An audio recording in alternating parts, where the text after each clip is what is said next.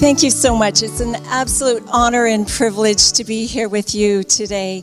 I was in this beautiful part of the world last year about this time and just was so hosted by the group here and just had so many opportunities to do things and to enjoy this beautiful part of the world. So it really, truly is an honor and a privilege to be back.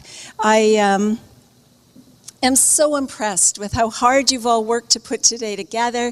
You've had an amazing committee. You've been working for a long time and really putting things together. So as I move from one part of the country to another, I want to say you need to applaud yourselves for the way you've worked together and collaborated and gotten this together. So thank you for that. So what you'll notice on the screen is I have now got a Twitter handle, and that's because of my last trip to Australia when I got told by CJ from School Zine I needed to be tweeting. So I now have a Twitter handle. I also have a number of graduate students whom I work with, and we've decided that we need a gentle revolution. That it's going to take a gentle revolution to transform our schools and ensure that every school has a place and a voice for parents on the school landscape. So when we talk about that gentle revolution, we said it is going to be revolutionary to do some of the things that we want to do, but we want it to be a gentle revolution. We want it to be a revolution done with love and care, with respect for one another as parents and teachers. So if you're interested in joining the gentle revolution, you can tweet today. My handle is at Dr. Debbie Pushor. I've also got my College of Education Twitter there and the group of grad students that I mentioned. So if you aren't a tweeter yet, this is a great day to get a Twitter account, and if you are, go for it. Send those messages out in the world, and we'll get this revolution really moving. I want to begin by sharing a video clip with you. It's about 7 minutes long, so you can kind of relax into it. It's two folks from home, so they have Canadian accents. You may have to listen just a little bit more carefully. But I have some video footage, just raw footage. We're working on a video series and just not quite done with it yet, but I wanted to share some of these clips. The mother, Susan, you will meet in the video, and her daughter, Troon's teacher, Candace. And they're talking with one another about their work together with Troon. I believe what you're going to hear in there is some of Susan's parent knowledge, what she knows about her daughter's learning, and Candace's teacher knowledge. So I want you to listen for those things as you're viewing, and we'll just do a little bit of talking about parent knowledge and teacher knowledge when it finishes. All right? Go ahead. I live in the house where I was raised because we're farmers. And I grew up in a family of 5 children, and a lot of my family, my parents are both college graduates, my siblings are college graduates. And I started my family as a single woman when I was 37. I went to China and adopted my first daughter, Troon, and she was adopted through the special needs program, which meant that I knew that she had a physical problem, and she had a hole in her heart. So I knew that she would have to have extra medical care when she came back, and she did. She had the repair done about 10 months after we got home, and unfortunately had a stroke during the repair, and then had further complications that required part of her skull to be removed, and so she had quite a bit of trauma before she was 3 years old. It was very frustrating to really feel not welcome at school, and that happened in grade 1 when I can remember sitting down with some of probably the principal and some members from the division at my frustration because they did not want me pulling her out of school. I mean, they were very clear they didn't want her pulled out of school for all sorts of reasons, but asking them to go talk to the grade 1 teacher and explain to her that, you know, when you play music in the classroom all day and my child's had a stroke, it's difficult for her to concentrate. And them saying, she's the teacher. We don't tell the teachers what to do. and so I just thought, wow, okay, well, then we're leaving. And it wasn't a hard decision to leave, and she was young enough then that it didn't bother her. I know I had people around me that were a bit concerned, but I'd do it again. When I made suggestions to the teacher, well, that's actually not going to work. When you take her out of the square that everybody else is in, and then you teach so that she's looking at the blackboard and you're teaching to everybody else, I had issues with that, and I had no cooperation. It was just that the teacher knows how to teach, and that's what was unwelcoming.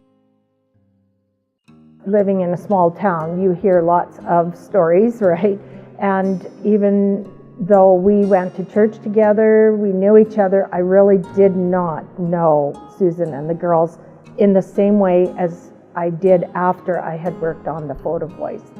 I just noticed it's such a strong sense of family. And the other thing that I really found was how important it was for Truan to have independence. And I didn't understand that before.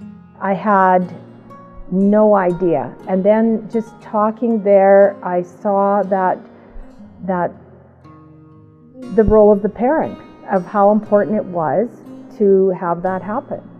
So that's where, I really changed how I saw the situation.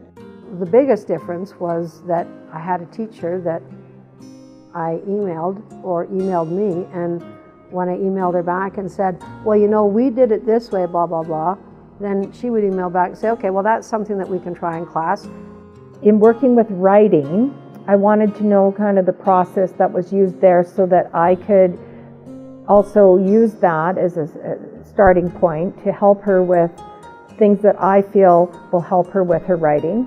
So we talked about, the format of an essay, for example, right in the beginning, and how they had dealt with that in, a very structured approach. And that's great because that's really part of the process of teaching it.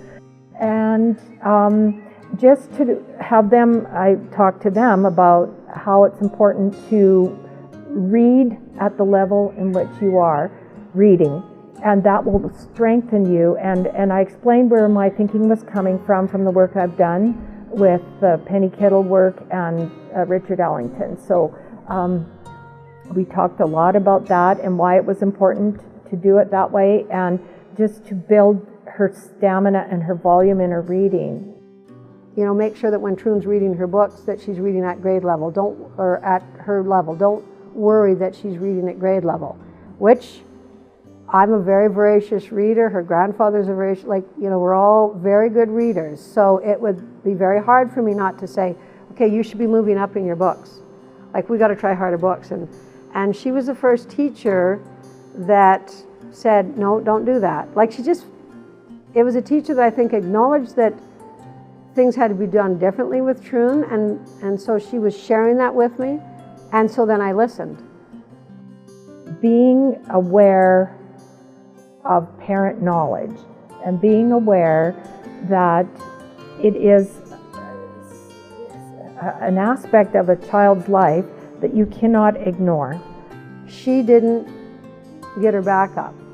And maybe if I said it to another teacher, you need to make sure that you do ABC, they heard it differently. They heard, you don't think I know how to teach. And it is just freeing, actually, and very comfortable to be able to have that relationship. There was just no friction. I just did not feel like I was fighting with her. I think the thing that really helped me the most was to realize that I had underlying beliefs and assumptions. And so when you start to look at the idea of reversing roles, so to speak, almost, where the teacher doesn't have to be just the sole authority, and that you actually have that respect for the parent, especially in Truan's case. My thing was, here's a kid that has had to endure health issues for a very long time, and a mom who's tried to take care of it for a very long time. Then I feel, you have to have that element of respect. And I think that's one of the things that I'm always willing to have respect. Thanks so much for that. I hope the accents were too difficult for you. What I'd like you to do, please, just with the people you're sitting beside, is I want you to talk about what parent knowledge did you hear Susan express in that video? So what does she know about Troon, about teaching and learning that she was discussing in the video? Talk together with your partners, please.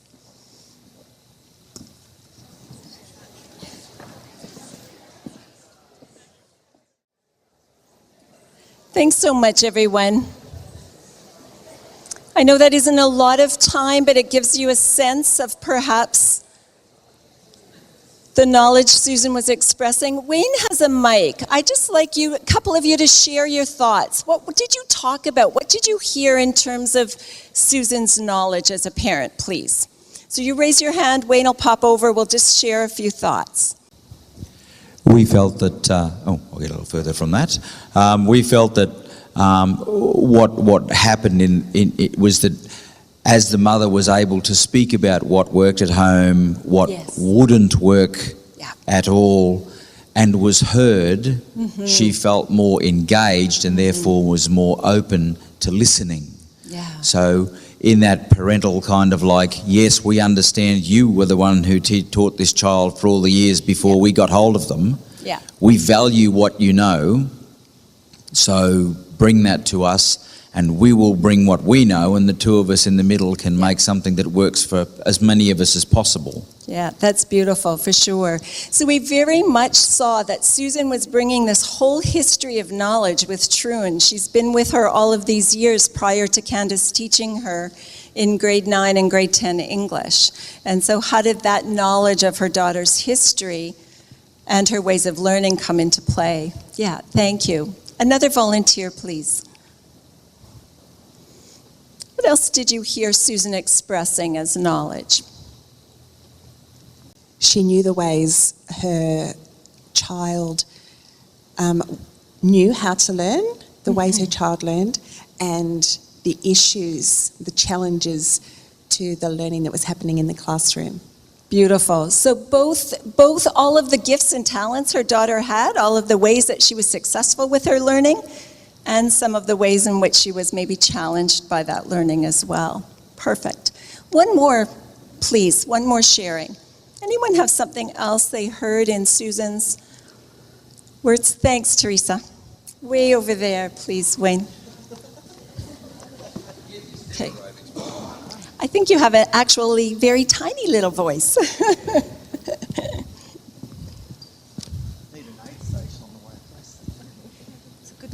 Wayne. Thanks, Teresa. So ours was rather pragmatic, Deb. We saw she had health problems, language, a foreign language. She'd had a stroke. She was unable to concentrate so well. The mother knew that her daughter wasn't going to fit into the box. Yeah, beautiful. Wonderful example. Let's switch now and look at Candace's teacher knowledge. So let's have that same buzz happening with your neighbors. Have another little chat.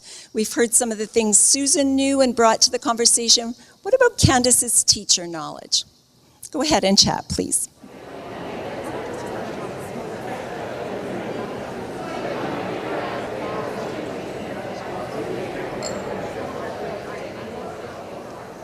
Thanks very much, everyone. Great to see the room filled with conversation. Volunteers to share some thoughts on Candace's teacher knowledge, please. Thank you so much. Funny how I was wandering your way anyway. I think the thing that struck us was that the teacher was able to get her mother to understand that it was okay that the child didn't read at the same level as everybody else. Just engage in the process and be where the child could be. Yeah, she expressed that really well, didn't she? And I think that came across very strongly. Yeah. Because it's one of those wonderful things where, you know, as a parent you think, my kid's got to be there. If they're not there, then they're down here. Yes. Whereas, no, your child has to grow and flourish, and some of them grow there and some of them grow there, and that's just fine. Yeah, yeah. Thank you for that. You've explained that really well. Another example. Thank you. Wayne to your left. Thanks. Hello. One interesting point we found was that the teacher had seen the family in the community at church or in their community, but it wasn't until they'd engaged together and shared the story that the teacher could really develop an understanding of the needs of the learner. Yes, which is beautiful because it's one thing to know your subject matter, one thing to know your curriculum and your outcomes, but then bringing that together with her knowledge of the family as well. That was a really important piece. Thank you. Thank you.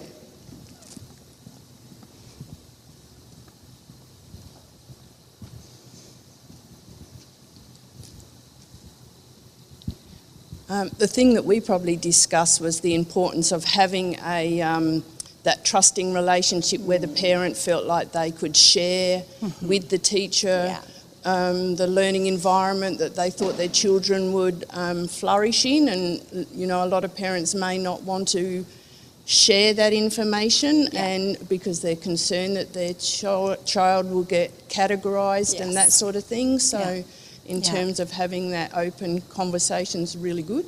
Nice, wonderful, thanks. And that's a perfect segue into talking about what parent engagement is and what parent engagement isn't as well. Using parent knowledge, having teacher knowledge and parent knowledge come together in order to support the learning of our children is really at the very core of what engagement is. So I really wanted to establish that because I think it brings more meaning to some of the definitions and the criteria we use to look at parent engagement. So if you think of a continuum of ways that as parents we're engaged with our children's teachers, with their principals, with the schools, then we'll place parent engagement in relation to that. So often we begin with information, right? The school has all kinds of information to share with us, given the complexity of the school and the things that they're planning. What you're seeing in that particular photo is a Facebook page from one school. So schools share information with parents through social media, through newsletters, websites, portals, pieces of paper that go home, notes from teachers, and so on. So that's important. As parents, we need to know the kinds of things that are happening in our school. We like the explanations. It gives us the dates to put in our calendar, the details of things that we might need to know to help support our children. What we have to look at with information is that it's a hierarchical kind of a structure. So the school is making decisions, planning things, and they're telling us as parents about them. So that's hierarchical because the information's decided at the school and then it's being shared with us. Typically it isn't interactional, it's just information that we need to have. So again, like I said, important. Information helps all of us, but it's a way of being connected to the school. From there, we can look at involvement. And for me, I differentiate the concept of involvement from engagement. I think those concepts are different, and when we differentiate, it means that we can think in different ways, we can act in different ways. What involvement is about is often what I call warm body activities. Not everybody likes that term. Involvement are the kinds of things that any capable person can do. So when you help with an event at the school, when you go on a field trip with your children, when you organize the sausage sizzle and so on, you work with a field day, those are involvement activities. They're still hierarchical in that typically they're things that are decided by the school. They serve the school's or the teacher's agenda. I'm the grade 2 teacher. I decide I want to take the kids to the animal park, but I need 3 of you to help me with that in order to be able to do it, right? So that's why it's hierarchical. This time, differently than information, it's interactional because you and I are interacting in order to get those things done. Involvement is often when parents are asked to be an aide, right? A helper in some way, an organizer, when they're asked to be a fundraiser, when parents are asked to be spectators or audience members at events of their children's. Those are all involvement kinds of activities. And again, those are good activities. I'm not being critical of them. Those involvement activities help us build a relationship with one another. They enable all kinds of great things to happen in our schools that wouldn't happen if we didn't have parents who were involved in supporting those kinds of things. They don't use parent knowledge though, right? So for example, I have a 26-year-old son and two 23-year-old sons. They're not married, they're not parents. They could do any of the things that I just talked with you about, but they can't bring parent knowledge to it because they don't have any. Things that don't require parent knowledge, that are the agenda of the school or the teacher, tend to be involvement activities. And then we move to engagement. I've got the big starburst there for engagement because that's a really important one. When we get to the place of engagement, we're changing the hierarchy and we're having a different kind of impact. So with engagement, if you look at the meaning of that word engage, the end part of that word means make, and the gauge part is a pledge. So when we're engaging with one another as teachers and parents, we're making a pledge to one another. We're making a moral commitment to work together out of care and concern. We're committing, like in a relationship when we're engaged to be married, two people coming together, caring about the benefit for one another, ensuring that it's a positive relationship for everyone. That's what we're talking about with engagement. So a critical piece of that is it does use parent knowledge. When we're talking about engagement, just like with Candace and with Susan, we're asking the parent knowledge to come together with the teacher knowledge. So it uses parent knowledge and it's about teaching and learning. Whereas some of the things I mentioned with involvement might be about other things, school activities, extracurricular opportunities for our children, enhancements to the life of the school. Engagement is about the teaching and learning. It's about the very core work of why we have schools in the first place. I'll talk more about that, but you see the difference then. So again, involvement, we've got the hierarchy where we're fulfilling the agenda of the school. Engagement, we're now side by side. We're bringing those knowledges together to do best things we can for our children. We can go even further with the engagement to a place of parent leadership. So in this particular example, you'll see a friend of mine named Vernon Linklater. He's one of our Indigenous people in Canada from the Cree Nation. And he was the chair of what would have been a PNF for us.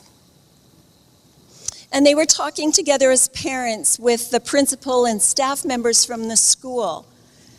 And Vernon commented that 97% of the kids attending Princess Alexandra Community School were Indigenous, and 97% of the teachers at the school were white, were non-Indigenous.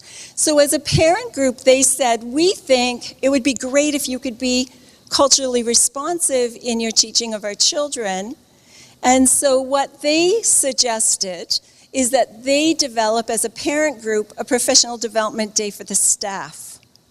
So they planned the professional development day. We now have a hierarchy again, but the parents are at the top of that. They're the planners, they're the knowers. They're the teachers in that moment. So what they did is they brought elders in. Elders talked about the First Nations worldview, their view of the child, the view of the family, connection to the earth, etc.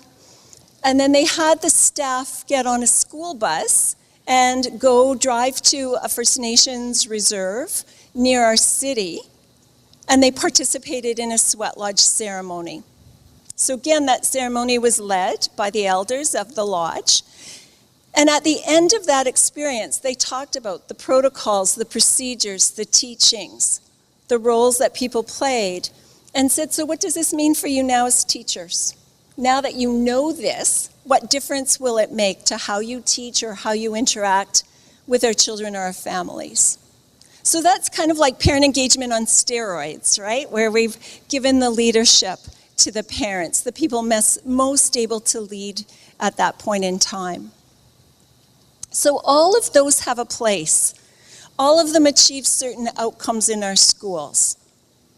And again, the reason the engagement is important, because it's only that piece, when we get to that piece, that we're impacting our kids' achievement. We're impacting in a positive way the outcomes at school. We can do all the sausage sizzles we want, and that's a good thing. It isn't going to change how well our kids do in school. That's the part that we have to remember. So if we think about engagement in this kind of a way, parents and teachers side by side, that's that whole notion of walking alongside one another.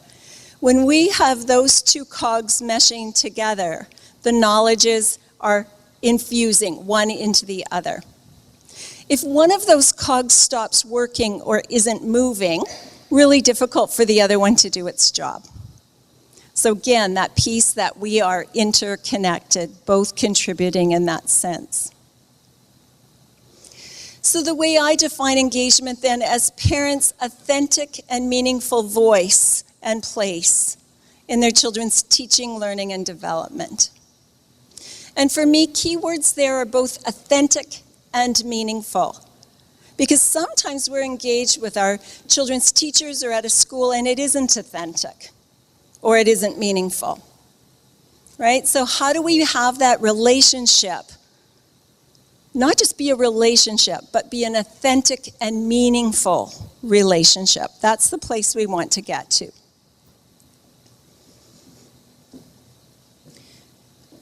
So given what Father Neil spoke with us about in terms of the place of parents in children's lives, parent engagement honors that same sort of belief, right? We're engaged in our children's lives when they're not at school, and we're engaged in their lives when they are at school. We engage with our children the very minute they're born, and we engage with them forever, right? We stay engaged with them. I mentioned a 26-year-old. He lives in another province in Canada, but we get calls. I have to do my income tax. Can you give me a hand with that? Right? I am still his educator, even though he doesn't live with me and he's a grown adult, right? That process of education is a lifelong one.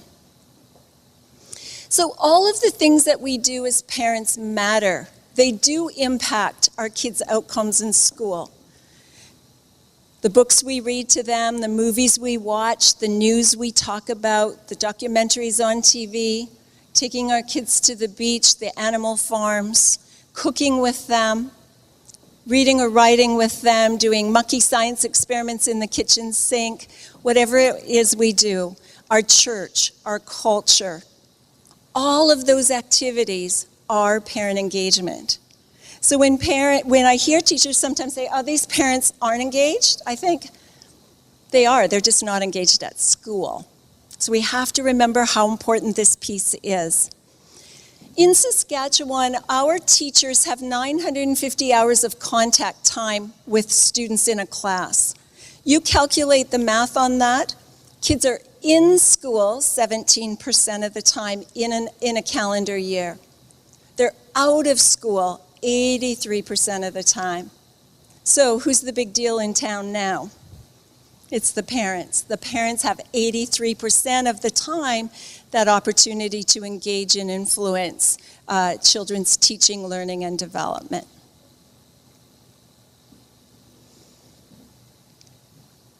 And then we're really working to have parents in schools or connected to school learning. It doesn't always have to mean physically present, but it can mean that dialogue that Candace and Susan were having, moving backward and forward about truan's learning.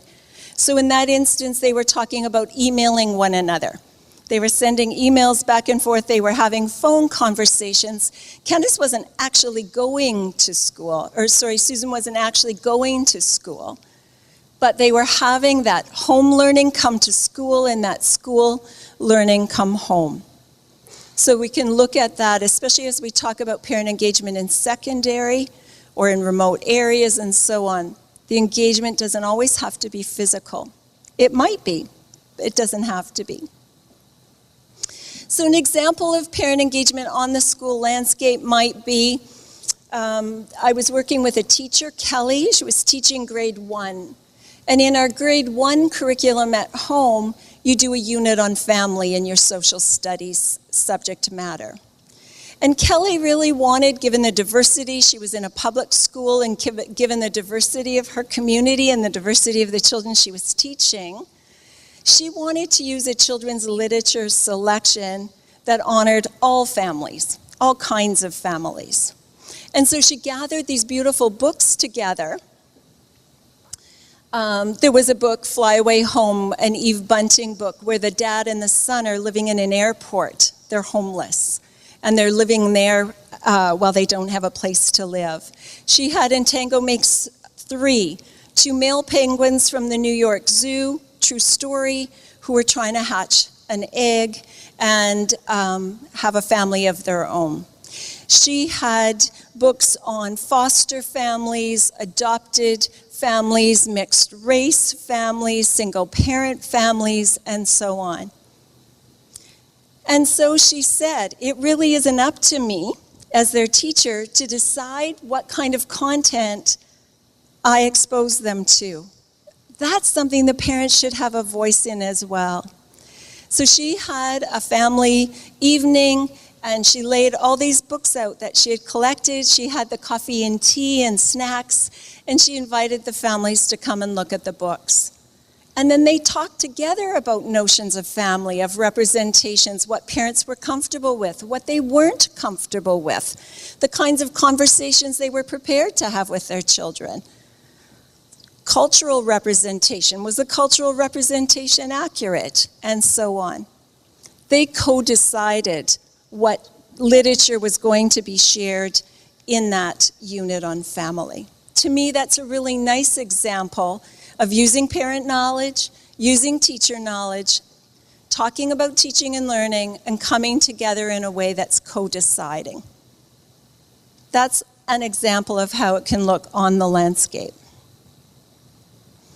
So I'll just go through a few points. I call them critical attributes, just elements that are important to ensuring that what we're talking about truly is parent engagement. Just by the way, that's my dad and my 2 boys when they were little, just so you know the context. They're now big 23-year-olds. One of the key things I think that's important is that we honor parents' hopes and dreams in that notion of parent engagement. So some of what I have on film of Susan that I didn't share today is talking about Troon. So here's this mom. She was 37 years old. She didn't have a life partner. She'd always wanted to be a mom. She decided she was going to adopt children so that she could have that opportunity, and she was raising them by herself. So she had huge hopes and dreams for the girls. Troon had the stroke during the surgery. Things didn't go the way that Susan thought they might. As a result of the stroke, Troon's left arm, it works, but it isn't strong. Physically, she's not really capable with the left side of her body. And so part of what Susan talked to Candace about is, for some kids, they have other options. They can work in trades or in the service industry. They can work physically. But she said, for Troon, that isn't going to be possible. She just doesn't have that option because of her physical limitation. And so for Susan to express how important it was for Troon to get an education, and she was saying to Candace, I don't care how long it takes. It can take extra years. We can spend extra time. We can repeat classes, but I really feel that without high school education, she just does not have a bright future. So when Candace was looking at working with Troon, she can still hold her curriculum outcomes here. She can meet all the curriculum outcomes she's wanting and needing to meet. At the same time, being really awake to Susan's hopes and dreams for Troon and honoring both. We can do that teacher work at the same time we honor parents' hopes and dreams. And we want to use parent knowledge. We've talked about that. We see the ways that Candace's program changed because of what Susan shared with her. Candace couldn't do as good a job with Troon if she hadn't had Susan's knowledge as well. It enriched the opportunities for TrueNet School. And it honors the strengths and capacity that parents are able to provide. We have parents in our schools who don't read or write English, sometimes because of their literacy levels. We have parents in our schools who don't read or write or speak English because they're newcomers from another country. We have parents with varied life experiences. And so what they have to bring to their child's engagement can be very different. But they all have gifts and strengths. So how do we begin? By honoring the strengths and capacity parents have, those of us who are teachers in schools, and work with that. So to me, again, I think there's no parent we can't engage if we honor the strengths they have. One of the teachers I worked with, again, working in a diverse community, lots of newcomers to Canada, they weren't able to read English. So she had them come into her kindergarten class and read books to the kids in their own languages. So they still held the storybooks, they still engaged in the literacy activities, they still read the stories. And they read them in Russian, and they read them in Urdu. And the children were just as enthralled with the stories in the other languages as their own. What a way to honor families, to honor their knowledge, to preserve their language, their culture. So that's a way that she began by saying that was an important piece.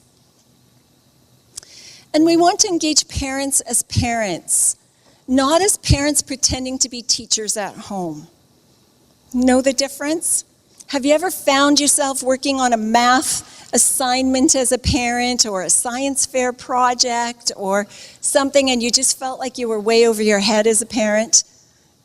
Yeah, and I had a parent say to me one time, if we could take the roof off all the houses in our town at 8 o'clock at night, what would we see in here? Crying, yelling, kids doing it, parents doing it. It creates a lot of stress. And so how are we parents for our children, not teachers for our children? Again, that role is precious. A child might have 1, 2, 3, 4 parents, but they're going to have a lifetime of teachers. So that role we play is a really important one. We want very much to do what parents do. So when I read with my boys when they were little, I wanted them to cuddle on my knee. I wanted to snuggle up in bed with them. I wanted to read to them in the bathtub. I wanted to rhymes in the car when we were driving. I did not want to find word families. I did not care in that moment about initial consonants. I didn't care if they knew the middle and the end, or the beginning, middle, end of a story. That was the teacher's job, and that's what the teacher's really good at. I wanted to do the part that I'm really good at as a mom. We do math with our card games, our board games, our cooking, our projects in the garage and the yard at home. We can be reinforcing all of those skills, but in ways that honor who we are in the lives of our children. And we want it to be that relationship of shared input and decision making. So if I go back to the example of Kelly and the children's literature, she could easily have chosen all those books on parents, on families. She could have read those books and talked about them with the children. She could have met all her curricular outcomes without talking to parents. But she said, this is important, we can do it together. And the choices and selections were different because of that shared decision making. Again, if we have a rightful voice and place in our children's learning and teaching, we need to be part of the decision making processes as well. We want it focused on teaching and learning. If we're going to actually affect those achievement results, that's important. And we want to be sure that everyone is strengthened. Just like any healthy relationship. Our best friendships, our best relationships with siblings are when they're good for both of us, when everybody benefits. So when we are engaging, is it benefiting the child? Is the child benefiting from it? And what about the teacher? The teacher should be, and is the parent as well. We want to make sure that's happening for everyone. So there's a lot of literature out in the field about the benefits of parent engagement. I'm just going to have some bullets come up on the screen for you to take a look at. Karen Mapp and Ann Henderson sort of summarized it very simply, that when parents are engaged in their children's teaching and learning, kids do better in school, they like school more, they stay in school longer. Those are pretty big things. Lots of evidence that parent engagement affects students' achievement results in all kinds of academic ways, higher grades on standardized testing, higher grades on teacher-made assessments as well, finishing school on time, taking more challenging classes, course completion rates as on time, all of those kinds of pieces are influenced. What it's important for you to know is that we have 50 years of research in this field, 5 decades of research on parent engagement. Lots of evidence of the benefits of it. And it isn't just the academic areas that benefit, it's also the social, emotional, behavioral aspects as well. So children's attendance is influenced by parent engagement. Their sense of ownership, autonomy with their own learning is influenced.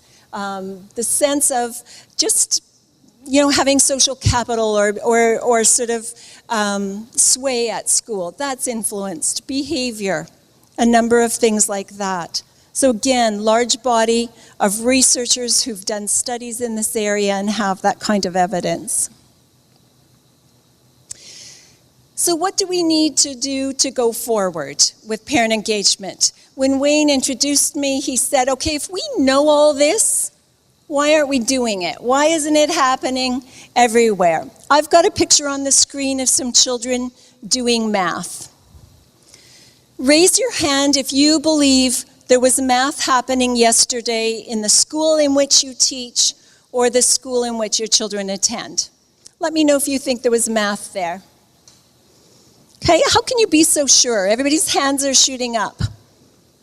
How do you know? Or why was it? Wayne, maybe where is, do you have your microphone again? Maybe that'll be easier. Thanks. Reason you know that math was happening. It is an assumption, but my child does tell me as well, because I ask her what she does at school, and she does a lot of math because she loves it. Okay, so she talks to you. Your student tells you she does math. She does. Perfect. Dad, right at the end there too, Wayne? Sorry. Right beside you. No, I was just going to say that every night we have discussion with the kids over the table, over dinner. What have you done? They're telling you about it. Yeah, so it's that daily engagement. We know what they're up to. We know what they're doing. Good, wonderful. Again, it's an assumption, but also knowledge as teacher and parent that literacy and numeracy are priorities in the curriculum, and many schools are doing them on a daily basis. Okay, so that's 2 really important things you told us, that it's written into the curriculum and that it's a priority. So 2 important pieces there. The teacher at my daughter's school actually posts the results of their Friday tests through the school app that we use, the great. Seesaw app, so we actually saw the test. So you actually see it yourself. And the results, yeah. Perfect, wonderful.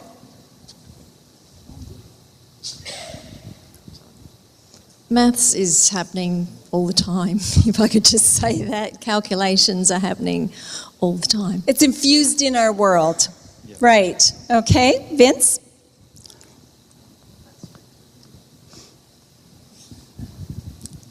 It's their job.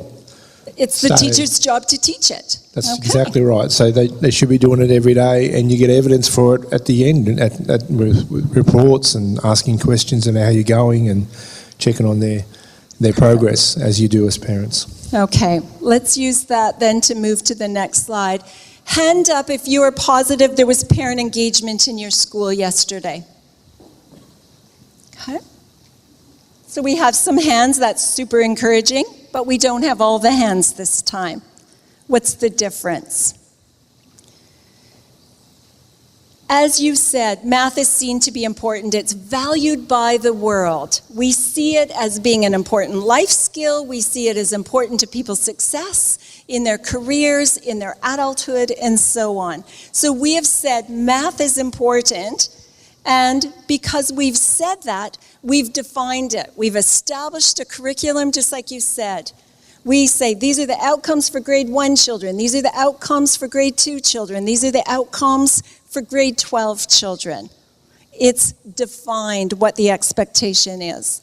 It's planned. So teachers plan units of math instruction. They plan lessons. They get their materials ready. In the picture I had manipulatives that someone had organized. And it's scheduled. In lots of schools, we know that this class is going to have math from 1 o'clock to 2 o'clock in this block. What about parent engagement? Has it been seen to be important? Is it defined in each of our schools and areas? Is it planned? Is it scheduled into everything we do? So that's a really critical piece. We know that math happens, numeracy happens in our schools, that literacy does, that science does, and so on. Because we've said it's important, we've said what we want kids to learn and do, and we have structured it into everything that we're doing. If we want parent engagement to be an integral part of our schools, then we need to do those same things. We need to say this is important. How many teachers in the room took a course on parent engagement or working with parents in your teacher education program? No hands. What does that say about how important it is? I have literally had teachers say to me, you know what, I didn't sign up to work with parents.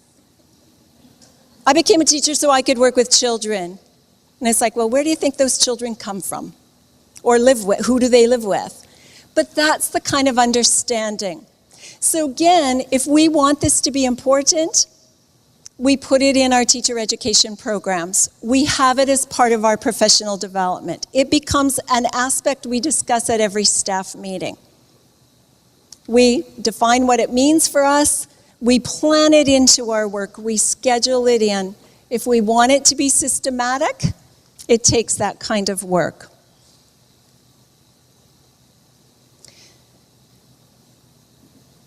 Heather Weiss and Alina Lopez have written about random acts of parent engagement. I think that's what we have in Canada. I think that's what we have in the city in which I live. It's perhaps what you have in your schools as well. Great teachers, great parents, great principals have wonderful acts of parent engagement happening. There's a pocket here and there's a teacher there. And it's happening here, but then that teacher moves and now it's not happening anymore.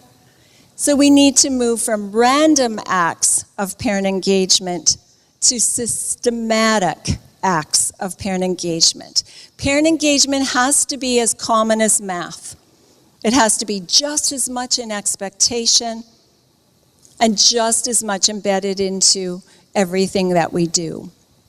So as we move on today to different pieces of the day, and we're going to hear from a wonderful group of schools, hear the kinds of things that they're doing. We're going to look at more examples. Let's continue to think about how does this become systematic. All right, thanks. I guess we get a coffee break now for half an hour.